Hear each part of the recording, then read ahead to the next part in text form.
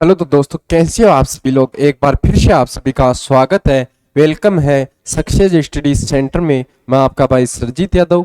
मैं आपको हिस्ट्री पढ़ा रहा था, जिसमें आज का हमारा टॉपिक होगा जो जनजातीय आंदोलन है, उसके बारे में आज हम चर्चा करेंगे। उसमें कौन कौन सी जनजातियों की जो आंदोलन हुए, उनमें से जो भील जनजाति का आंदोलन हुआ उसके बारे में चर्चा करेंगे, और जो मीणा जनजातियों का आंदोलन हुआ उसके बारे में चर्चा करने वाले हैं। तो आज की क्लास में हम जो जनजातीय आंदोलन हुए उनके बारे में चर्चा करेंगे। तो चलो स्टार्ट करते हैं। आज का हमारा टॉपिक होगा जनजातीय आंदोलन।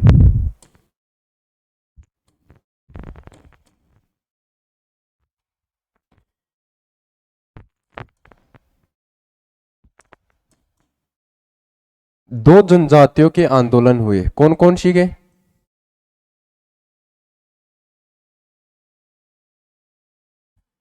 एक तो जो भील जनजाति है उसका आंदोलन, भील जनजातीय आंदोलन, एक मीणा जनजाति। अब पहले बात करेंगे हम भील जनजातीय आंदोलन की। इसकी बात करेंगे। भील जनजातीय आंदोलन से दो मुख्य नाम निकल कर आते हैं। कौन कौन से? एक तो गोविंद गिरी और एक मोतीलाल। गोविंद गिरी पहले आता है, कौन? गोविंद गिरी। आता है मोतीलाल। ठीक है, ये दो मुख्य नाम निकल कर आते हैं। इसमें क्या होता है, जो मोतीलाल और गोविंद गिरी, मोतीलाल तेजावत और इनके नेतृत्व करते हैं। ठीक है, अब इनमें पहले क्या होता है, इन पर क्या होता है, क्यों ये आंदोलन स्टार्ट होते हैं, उसका मुख्य कारण क्या होता है? इन पर टैक्स लगाए जाते हैं। क्या है ये? जो भील जनजाति है इन लोगों पर क्या लगाया जाता है? बोलाई टैक्स। और ये कौन सा है? जो रखवाली टैक्स। कौन कौन से टैक्स? टैक्स लगाए जाते हैं। कौन कौन से? कर, बोलाई कर और रखवाली कर। कर यानी टैक्स, कर। ये क्यों लगाया जाता था? अगर कोई व्यक्ति पहाड़ी इलाके से गुजर रहा है और वो कोई भी संबंधित कोई भी वस्तु लेकर गुजर रहा है, कोई भी अपनी जो इंपॉर्टेंट वस्तु लेकर गुजर रहा है, उसको सुरक्षा देने के लिए जो टैक्स वसूला जाता था, सुरक्षा के लिए सुरक्षा के लिए जो टैक्स लिया जाता था उसे कहते हैं बोलाई कर या टैक्स। और जो रखवाली टैक्स जैसे चौकीदारी से संबंधित होगा उसे कहते हैं रखवाली टैक्स। ये टैक्स इनसे लिया जाता था। इसके लिए इन्होंने विरोध किया। इन टैक्स के खिलाफ इन्होंने क्या किया? विरोध शुरू कर दिया। इसलिए इन्होंने विरोध शुरू किया और इसे कहते हैं भील जो जनजाति था उसका आंदोलन हो गया। और फिर अब बात करते हैं हम 1822 की।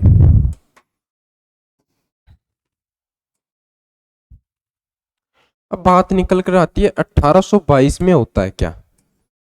1822 में जब हम आते हैं, ये आंदोलन स्टार्ट होने के बाद जब 1822 में हम आते हैं, इसमें विद्रोह को दबाने के लिए एक स्थापना की गई। स्थापना की गई किसकी? मेरवाड़ा जो बटालियन है, मेरवाड़ा बटालियन, मेरवाड़ा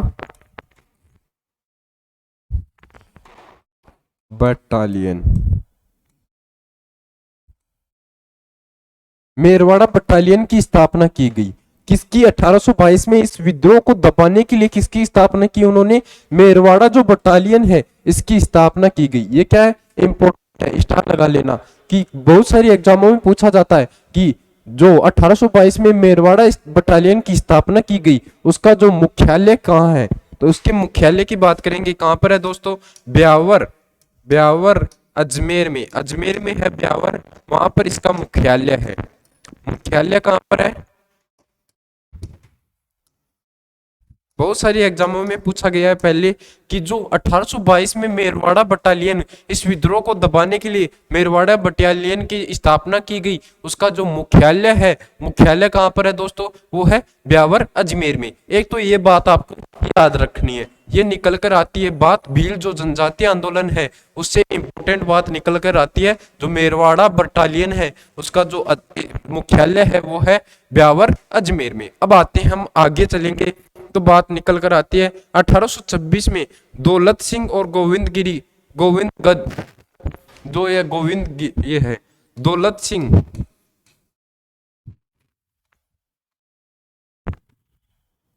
दौलत सिंह और गोविंद गिरी।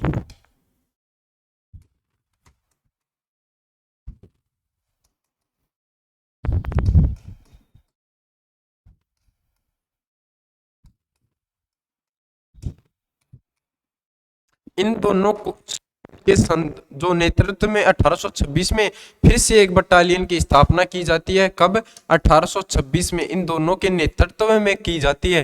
ठीक है, कि इन जो आंदोलन है इनके लिए इन्होंने सभा सभा की स्थापना की थी। कब? 1926 में दौलत सिंह और गोविंद गिरी ने दोनों ने मिलकर। फिर बात आगे चलते हैं, हम बात निकल कर आती है कहां से? 1835 आ जाता है। फिर कहां? 1835 से बात करेंगे। अब बात आती है 1835 में होता है क्या? 1835 में जब 1835 आती है, जोधपुर लीजन, जो जोधपुर लीजन का स्थापना की जाती है। किसकी? जोधपुर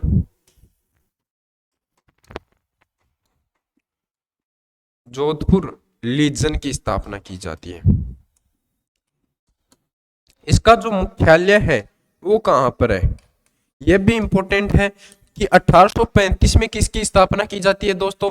1835 में स्थापना की जाती है जोधपुर लीजन की स्थापना की जाती है 1835 में। इसका मुख्यालय पहले अजमेर में था, फिर आया एरियानपुरा। पहले कहां पर था? अजमेर में।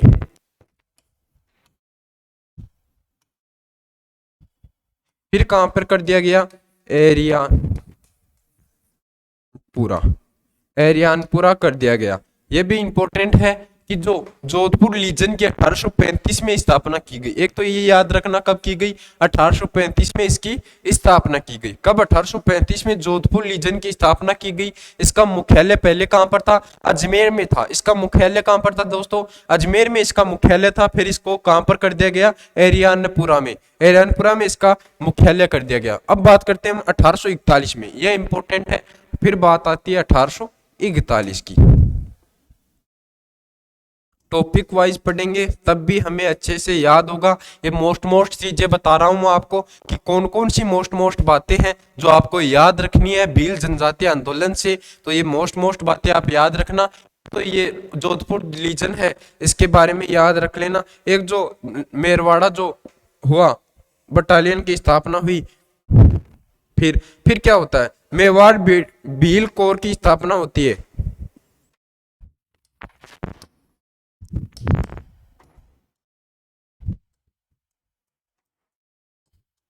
फिर क्या होता है? 1841 में क्या होता है? मेवाड़ जो भील कोर है इसकी स्थापना होती है। कब होती है? 1841 में। इसका मुख्यालय कहां पर है दोस्तों? खेरवाड़ा में इसका मुख्यालय है। मुख्यालय कहां पर है? खेरवाड़ा में। ये बात आपको ध्यान रखनी है, ये भी इंपॉर्टेंट है। जो 1841 में मेवाड़ भीड़ जो कोर है इसकी स्थापना होती है, इसका मुख्यालय कहां पर है? जो है खेरवाड़ा में है। ये कब? सरदार सिंह के समय में हुई थी। सरदार सिंह के समय में, सरदार सिंह के समय काल में हुई थी। ठीक है, ये कोई ऐसे बता रहा हूँ मैं आपको, सरदार सिंह के समय काल में हुई थी। मुख्यालय कहाँ है आपको याद रखना? खेरवाड़ा में। अब आगे चलेंगे तब बात आती है 1885 की। यह आपका भील हो गया। फिर आती है जो बात निकल कर आती है जो गोविंद गिरी, उनके बारे में बात करेंगे।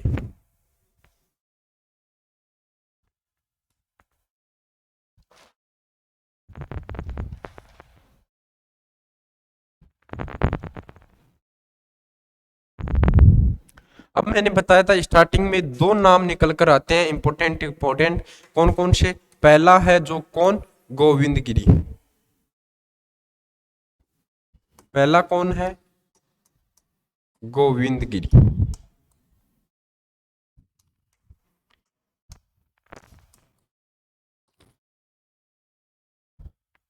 बहुत सारी एग्जामों में इनका जो जन्म स्थान और जन्म की जो डेट है वो पूछी जाती है। इनका जन्म स्थान कहाँ पर हुआ?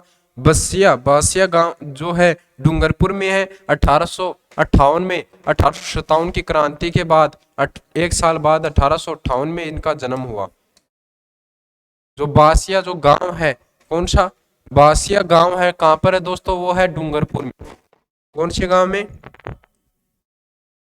बासिया में, डूंगरपुर में है ये।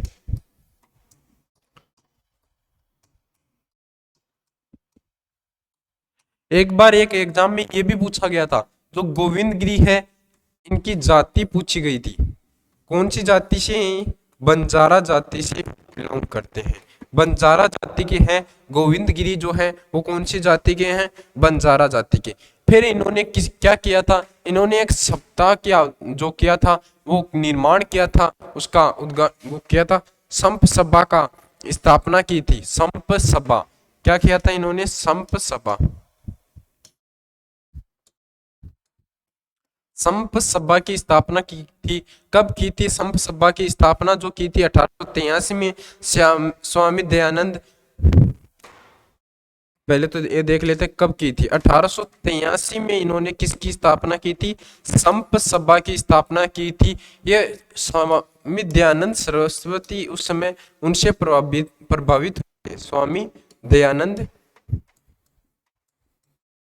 जो सरस्वती हैं उनसे प्रभावित होकर उन्होंने क्या किया था? संप सभा की स्थापना की थी 1883 में। यह भी याद रखना, संप सभा की स्थापना कब होती है? 1883 में। फिर जो आंदोलन आता है, भगत आंदोलन हुआ। क्या हुआ? एक भगत आंदोलन हुआ, उसके बाद आंदोलन हुआ भगत आंदोलन। फिर आता है हमारा क्या? फिर दोस्तों हम बात करेंगे जो आगे आया वो कौन सा? 1930 में सम्मेलन हुआ मानगढ़ का। जो मानगढ़ का 1903 में सम्मेलन हुआ। अब बात करते हैं 1903 में एक सम्मेलन होता है, मानगढ़ का सम्मेलन।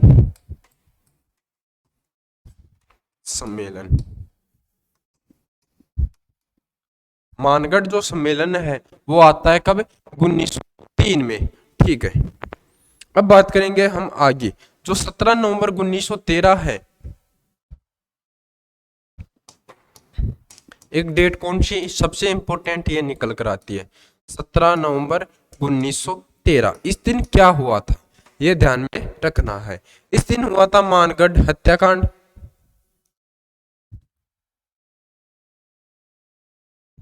इस दिन क्या हुआ था? मानगढ़ हत्याकांड हुआ था इस दिन। मानगढ़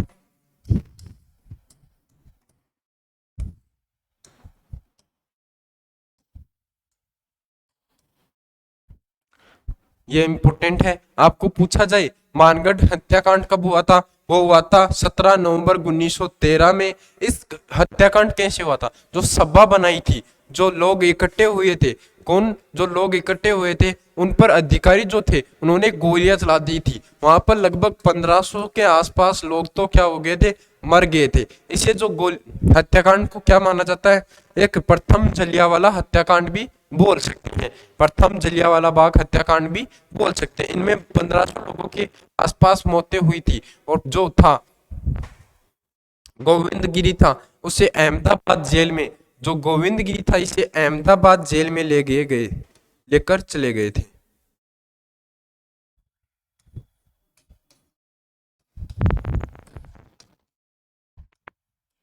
अहमदाबाद जो जेल है इसमें इसको लेकर गए थे। फिर इसे क्या, पहले फांसी की जो मौत की सजा सुनाई थी, फिर उसे क्या आजीवन कारावास की सजा में बदल दिया। क्या इनकी सजा कम करके इसे आजाद कर दिया गया था। जो गोविंद गिरी था फिर वो चले गए थे कहां पर दोस्तों? फिर वो गुजरात में चले गए थे। फिर उन्होंने गुजरात में जाकर अपना जीवन व्यतीत किया था, वहां पर अपना जीवन बिताया था। यहाँ पर बात हो जाती है गोविंद गिरी, इनके समय में क्या क्या होता है। इनमें संप सभा की स्थापना की थी कब? 1883 में स्वामी दयानंद सरस्वती से जो होकर प्रभावित होकर 1903 में एक मानगढ़ सम्मेलन होता है। कौन सा मानगढ़ सम्मेलन होता है? जो होता है 1903 में। ठीक है। फिर आगे बात आती है, इंपॉर्टेंट ये है मानगढ़ जो हत्याकांड होता है उसके बारे में बात करेंगे, उसके बारे में चर्चा करेंगे। तो उस जो मानगढ़ हत्याकांड होता है 17 नवंबर 1913 को, जब ये मानगढ़ हत्याकांड होता है इसमें कितने अधिकारी हैं उन्होंने गोलियां चला दी थी लोगों पर। उनमें लगभग 1500 के आसपास लोगों की मौत हो गई थी। इसलिए इसे प्रथम जलियांवाला बाग हत्याकांड भी कहा जाता है। जो अहमदाबाद जेल में ले गए थे किसको? गोविंद गिरी, जो गोविंद गिरी है उनको। फिर इन्होंने को जो फांसी की या मौत की सजा सुनाई गई थी, फिर इसे कम करके आजीवन की सजा सुनाई थी, फिर इसे कम करके इन्हें रिहा कर दिया गया था। फिर ये कहां पर चले गए थे? गुजरात में चले गए थे। अब इसके बाद आता है मोतीलाल, मोतीलाल तेजावत। कौन आता है दोस्तों? मोतीलाल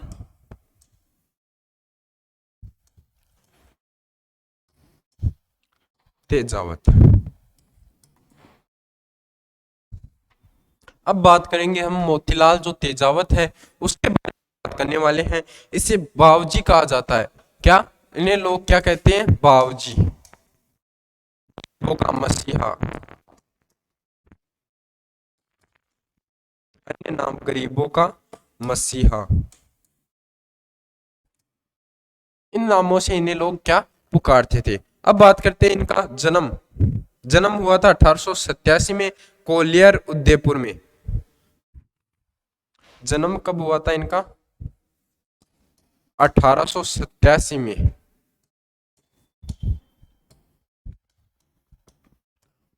ये कहां पर है? उदयपुर में। उदयपुर में इनका जन्म हुआ था 1887 में।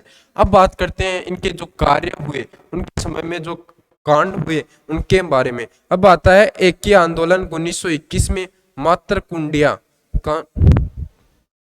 इनके समय पर एक आंदोलन हुआ, एक ही आंदोलन।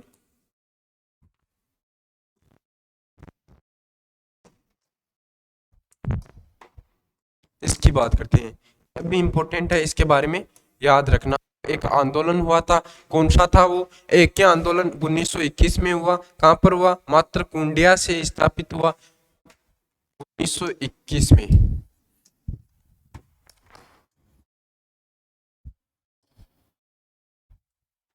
मातर कुंडिया।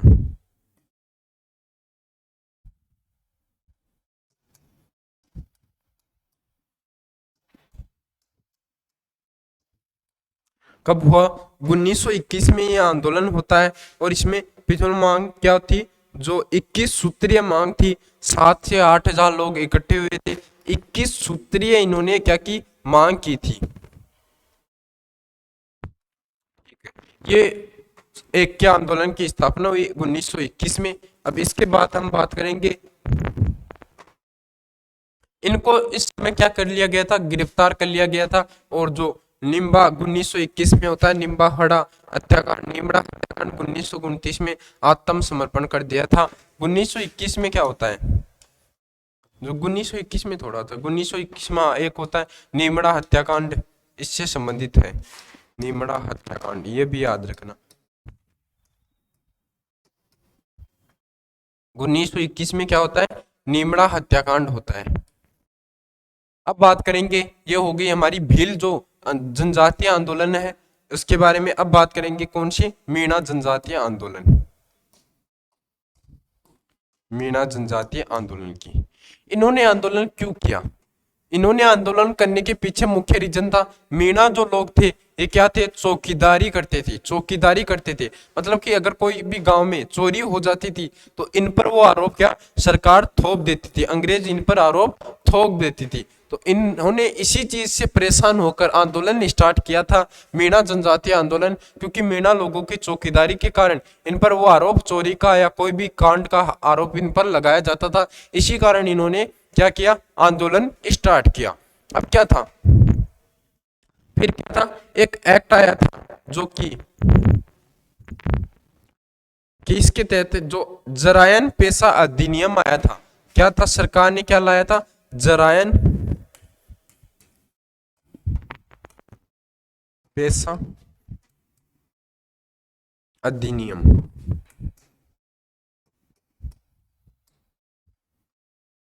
जरायन पेशा अधिनियम कब आया था? जरायन पेशा अधिनियम आया था 1930 में। ये याद रखना, इंपॉर्टेंट है। 1930 में जरायन पेशा अधिनियम आया था, इंपॉर्टेंट है, इंपॉर्टेंट। ठीक है, ये जरायम पेशा अधिनियम आया था। इसके तहत जो भी 12 साल से प्लस 12 साल, मतलब कि जो भी मीणा जाति के लोग थे वो प्लस 12 साल, 12 साल से अधिक लोगों को क्या हाजिरी देना अनिवार्य होता था। कि जो भी थाने में हाजिरी देना पड़ता था सुबह शाम। इससे लोगों ने परेशान होकर क्या किया था? मीणा जनजाति के लोगों ने आंदोलन स्टार्ट किया था, उनके विरोध में आंदोलन स्टार्ट कर दिया था। क्योंकि लोगों के पास टाइम कम होता था और उसे 12 साल से अधिक लोगों को जानना ही पड़ता था हाजिरी देने के लिए। इसी के विरोध में इन्होंने आंदोलन स्टार्ट किया। किसके? जराइन पेशा अधिनियम जो आया था उसके विरोध में। यह इंपॉर्टेंट है, एक चीज इंपॉर्टेंट निकल कर आती है, जराइन पेशा अधिनियम 1930 में लागू किया गया था। ठीक है, फिर आती है जो 1933 में मीणा जाति महासभा, 1933 में महासभा का निर्माण किया जाता है, जो मीणा क्षेत्रीय मीणा महासभा, क्षेत्रीय मीणा महासभा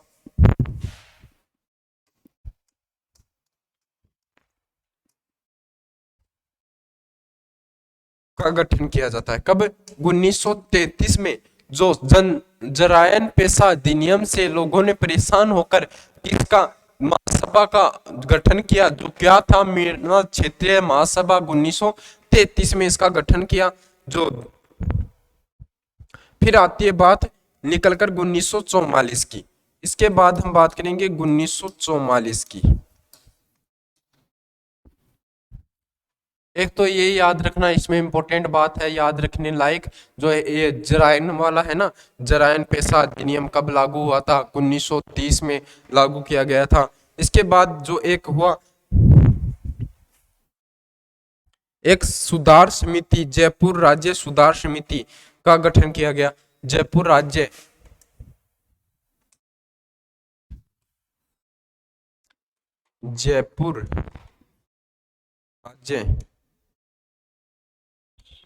सुधार समिति। कभी कभी इनसे भी क्वेश्चन पूछ लिया जाता है आपके एग्जाम में कि जयपुर राज्य सुधार समिति का गठन कहाँ किया गया था? जो नीम का थाना, कहां पर है नीम का थाना? सीकर में नीम का थाना।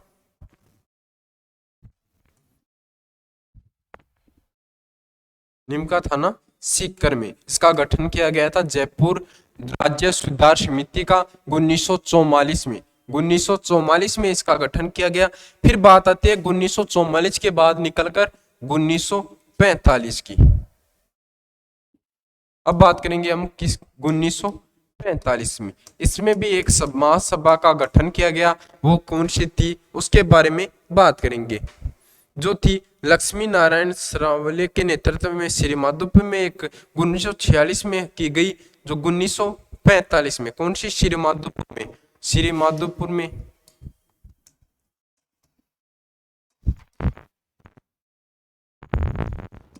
श्री माधोपुर में की गई। किसके नेतृत्व में? लक्ष्मी नारायण सरावले के नेतृत्व में, सरावल के नेतृत्व में।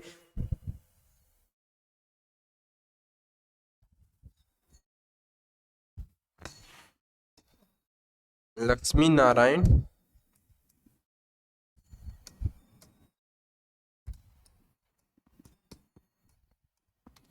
इसके नेतृत्व में इस जो महासभा है इसकी स्थापना या गठन किया गया था, ये याद रखना।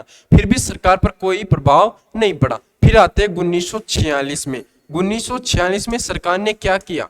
1946 में एक बदलाव किया सरकार ने कि जो थे 10 साल के लोगों के आना अनिवार्य नहीं है। फिर भी इन्होंने क्या किया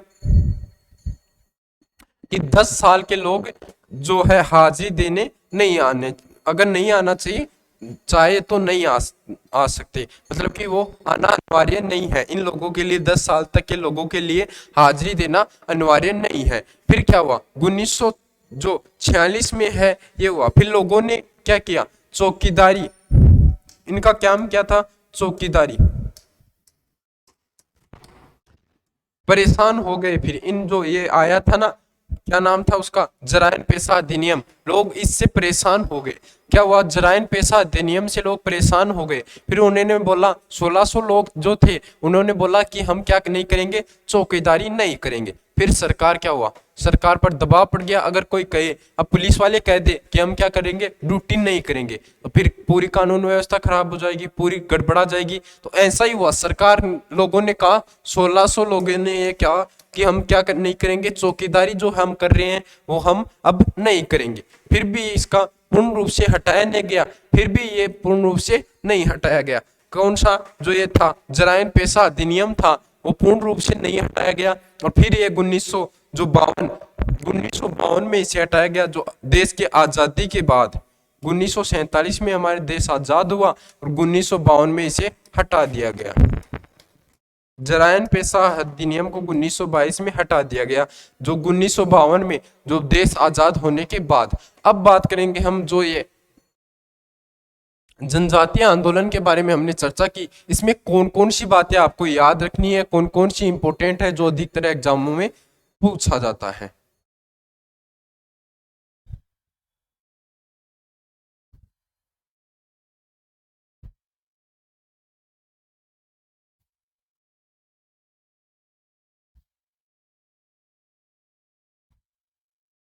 यहाँ पर हमने स्टार्ट किया था।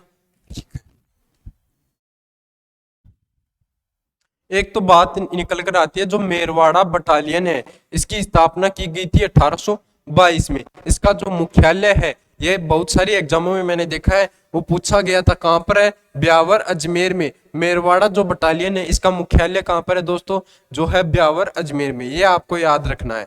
फिर आता है जो जोधपुर लीजन है, इसका मुख्यालय पहले था अजमेर, फिर इसे एरियानपुरा में कर दिया गया, यह भी आपको याद रखना है।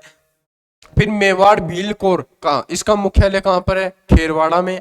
फिर गोविंदगिरी ने जो बांसिया डूंगरपुर, इनका जो जन्म हुआ था वो कहाँ हुआ था, बांसिया डूंगरपुर में हुआ था 1858 में। ये भी अगर आप याद रखना चाहो तो कभी कभी पूछ लेता है ऐसे क्वेश्चन भी, तो रख लेना। इनका जो था वो बंजारा जाति से था। फिर उन्होंने संप सभा का जो था, वो संप सभा का जो किया था वो 1883 में स्वामी दयानंद सरस्वती से प्रभावित होकर 1903 में मानगढ़ सम्मेलन किया था। 1903 में क्या होता है, मानगढ़ सम्मेलन होता है 1903 में, ठीक है। ये सबसे इम्पोर्टेंट है, बहुत एग्जामों में पूछा जाता है, जो 17 नवंबर 1983 को मानगढ़ हत्याकांड हुआ था। 17 नवंबर 1913 को, 17 नवंबर 1913 को कब हुआ था मानगढ़ हत्याकांड, पूछा जाता है मानगढ़ हत्याकांड कब हुआ था, 17 नवंबर 1913 को हुआ था, ठीक है। इसमें जो गोविंदगिरी है, इनको अहमदाबाद जेल में ले गया था और भेज दिया गया था, और फिर इन्हें क्या, पहले तो जो फांसी की सजा सुनाई गई थी, फिर इन्हें आजीवन कारावास सुनाया गया था, फिर इनकी सजा कम करके इन्हें छोड़ दिया गया था। फिर बात आती है हमारी जो मोतीलाल तेजावत है, समझ, इन्हें लोग क्या कहते हैं, एक तो बाबूजी के नाम से पुकारते हैं, एक जो गरीबों का मसीहा लोग इन्हें पुकारते। फिर इनका जन्म हुआ था जो 1887 में, 1887 में इनका जन्म होता है, कहाँ पर, कोलियार जो उदयपुर में है, 1887 में वहां पर इनका जन्म होता है।